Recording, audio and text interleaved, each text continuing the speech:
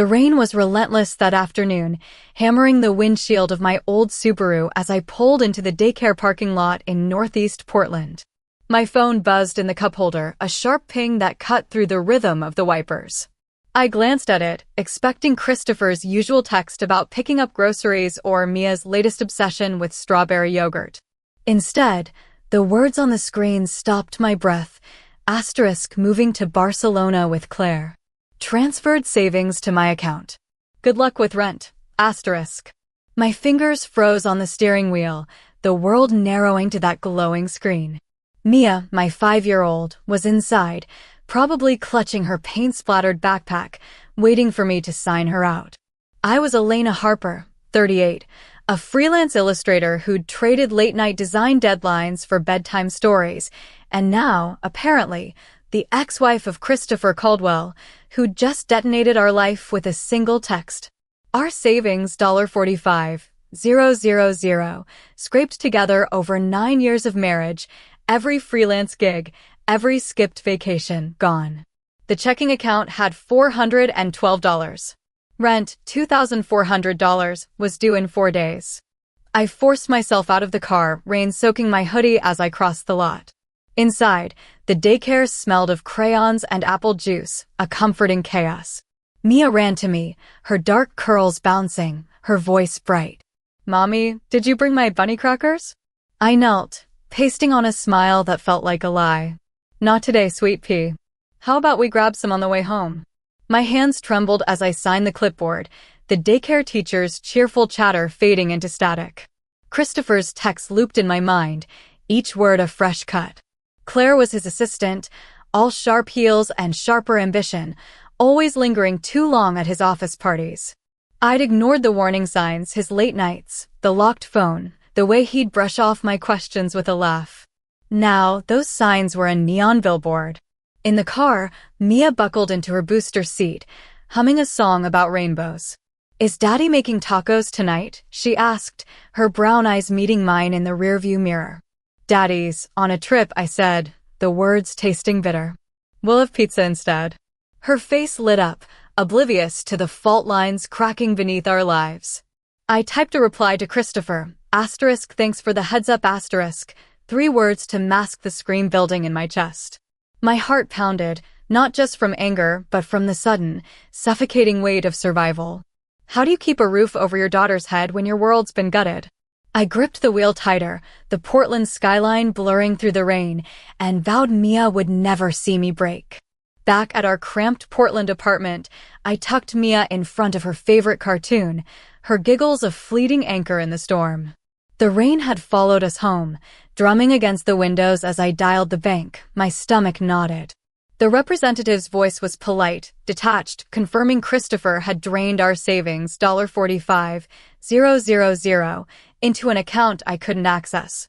"Since it's a joint account, ma'am, there's nothing we can do," she said. I checked our checking account online, $412. Not even enough for groceries and utilities, let alone rent. I sank onto the couch, the weight of Christopher's betrayal pressing against my ribs. 9 years ago, at a design conference in Seattle, he'd swept me off my feet with handwritten notes tucked into my sketchbook and promises of a life built together. I was a graphic designer then, climbing the ladder at a small firm, my dreams fueled by late-night coffee and ambition. Christopher, a marketing hotshot, had a smile that could sell anything, including a future I believed in. We married fast, moved to Portland for my promotion, and bought a small condo by the Willamette River. When Mia arrived, I scaled back to freelancing, trading boardroom pitches for bedtime stories, while Christopher's career carried us. But cracks had formed. Unexplained charges on our credit card, dinners, hotels appeared 2 years ago, after we sold our condo to fund Christopher's friend's startup, a venture that collapsed in months. He'd brushed off my questions, citing market risks, and I'd trusted him, ignoring the receipts for late-night dinners he claimed were client meetings. His mother, Margaret, never helped. She'd breeze into our lives from Seattle, her designer heels clicking with disapproval. "Mia needs discipline, Elena," she'd say, her eyes flicking over my paint-stained jeans. "You're too soft." Christopher never defended me, his silence a quiet betrayal. My phone rang, shattering the memory. Margaret's voice was ice. Elena, what have you done? Christopher says you're keeping Mia from him unless he pays you more. I gripped the phone stunned. Christopher told me he's moving to Spain with Claire. He took our savings, Margaret. I'm not the one lying. Don't play the victim, she snapped. I've seen the texts. You're threatening to cut him off from his daughter. Her words were a punch, revealing Christopher's deeper game. He wasn't just leaving, he was spinning a story to paint me as the villain. I ended the call, my hands shaking, not just from anger, but from the dawning fear that this fight was bigger than money. It was about Mia, about truth, about the life I'd promised her. I looked at her, coloring happily on the floor, and felt a resolve harden inside me. Christopher thought he could erase us. He was wrong. The next morning, after dropping Mia at daycare, I drove to Christopher's office downtown, the Portland rain a gray curtain over the city. I needed answers, needed to see his face, to believe the man I'd married wasn't this cruel. The receptionist's smile faltered when I asked for him. Mr. Caldwell resigned last week, she said, her fingers fidgeting with a pen. Yesterday was his last day. Last week. My voice sounded hollow, like it belonged to someone else. He was here Monday. She avoided my eyes. He submitted his resignation 2 weeks ago. I'm sorry, I can't discuss personnel matters. 2 weeks. While I'd been planning Mia's preschool art show, Christopher had been dismantling our life. I thanked her, my legs numb as I walked to the elevator, the truth sinking in. This wasn't impulsive. It was calculated. In the parking garage, I called Christopher's friend, Sam, who'd always been kind but distant. Hey, Elena, he answered, his voice cautious. You okay? You knew, I said, the accusation slipping out. You knew he was leaving. His silence was answer enough. He made me swear not to tell, Sam finally said. Said he needed a clean break. That Claire made him happy, and you and Mia would be better off without him. Happy? The word burned. He took our savings, Sam. Did he tell you that? Jesus, no, he said, his voice low.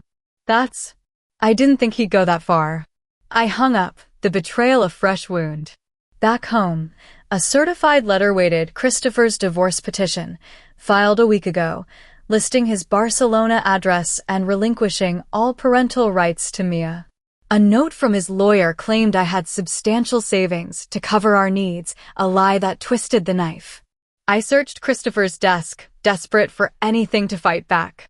In a drawer, beneath old bills, I found an envelope addressed to Margaret.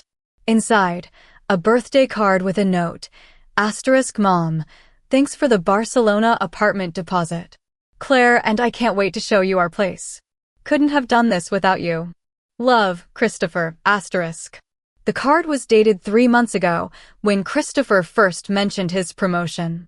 Margaret hadn't just known, she'd bankrolled his escape. My hands shook as I photographed the card, rage and clarity colliding.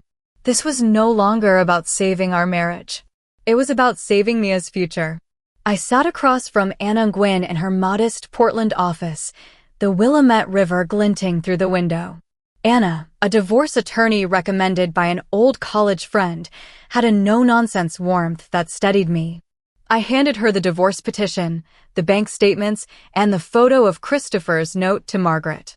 He took everything, I said, my voice cracking. And he's trying to make me the bad guy. Anna's eyes narrowed as she reviewed the documents. What Christopher did isn't entirely illegal. Joint accounts give him access, but it's despicable. Judges don't take kindly to this.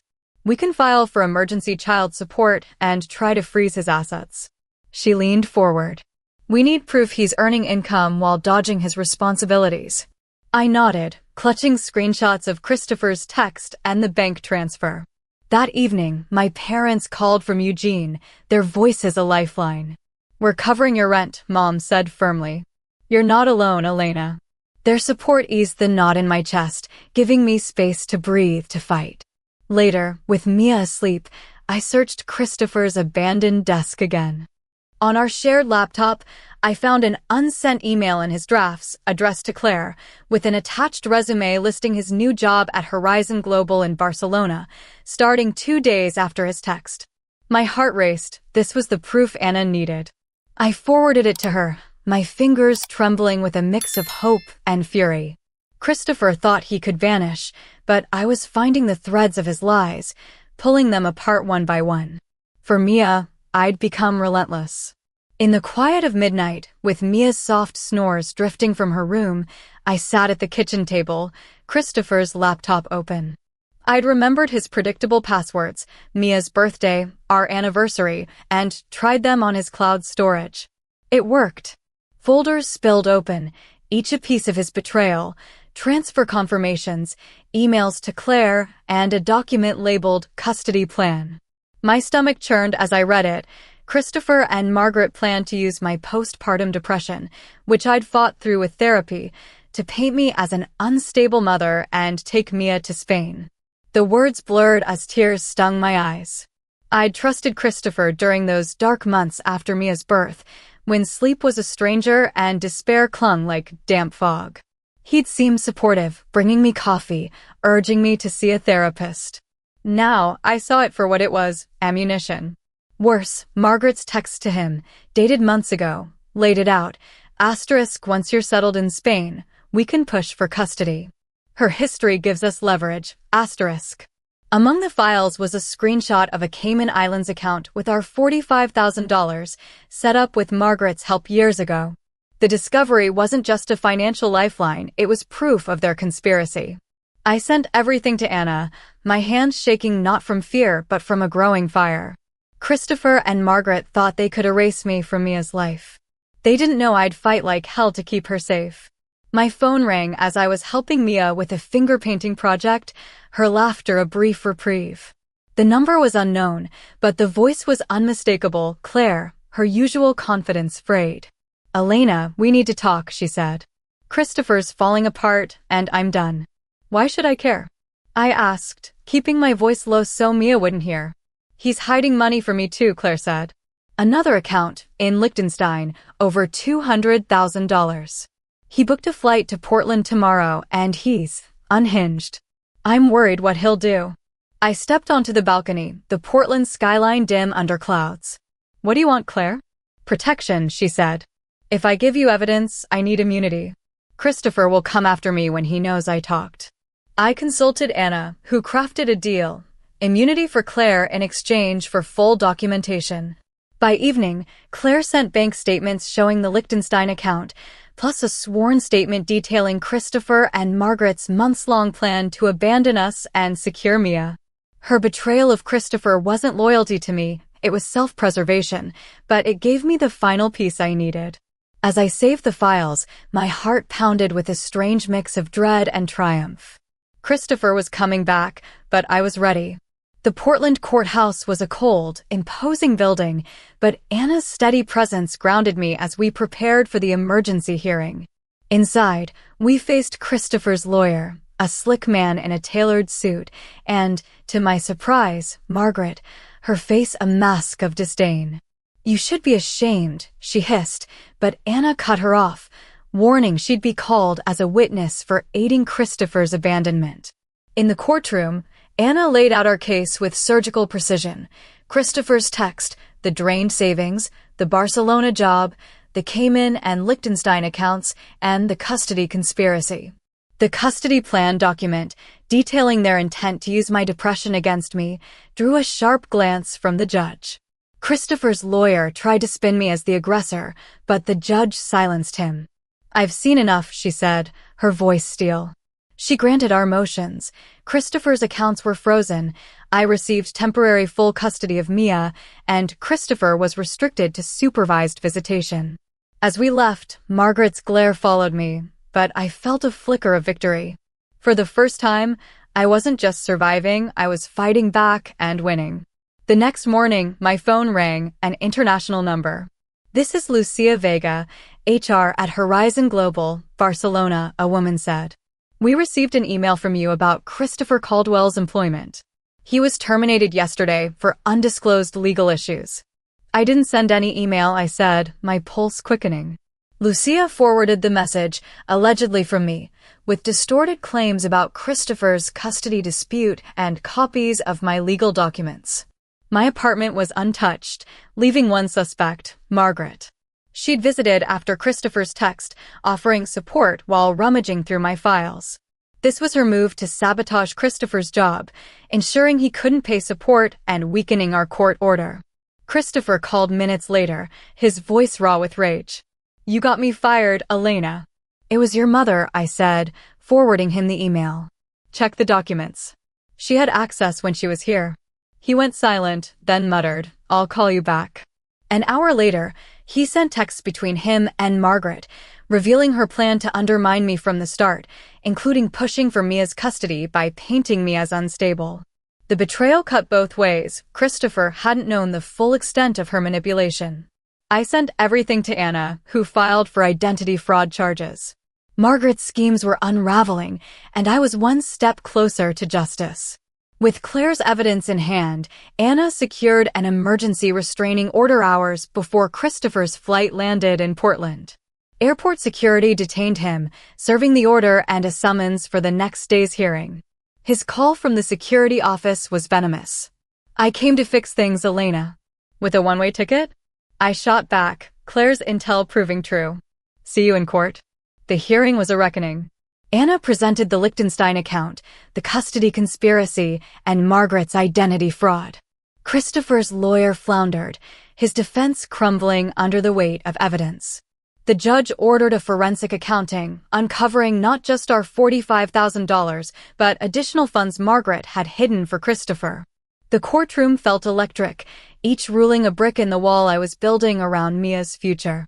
Christopher's defiance faded, his eyes meeting mine with something like regret, but I was done searching for the man I thought I knew. The months after the hearing brought a quiet justice. The forensic accounting exposed Christopher and Margaret's hidden funds, leading to civil penalties for both. Margaret faced identity fraud charges, her social standing crumbling when her Seattle country club learned of her actions.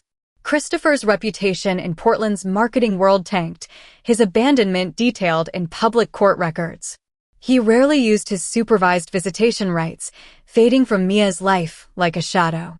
Claire returned to Spain, her immunity agreement a clean break from Christopher's chaos. With the recovered funds, I bought a cozy condo in Portland's Alberta Arts District, its walls bright with Mia's paintings. I returned to full-time design work at a firm that valued my talent and offered flex hours for single moms. Mia thrived in her new preschool, her laughter filling our home. One evening, as I tucked her into her bunny-themed bed, she asked, "Will Daddy ever visit Mommy?" "I don't know, sweetheart," I said, brushing her curls. "But we're enough, you and me." Her smile was my anchor. Christopher's text, "good luck with rent," had meant to break me. Instead, it sparked a strength I hadn't known I had, forged in the fire of betrayal and tempered by love for my daughter. I wasn't just surviving anymore. I was building a life, brushstroke by brushstroke. To everyone who's followed this journey, thank you. You've walked with me through betrayal, battles, and hard-won victories. If Elena and Mia's story moved you, hit subscribe and join us. Every canvas we paint tells a story of resilience, love, and new beginnings. Keep creating your own truth, and I'll meet you at the easel.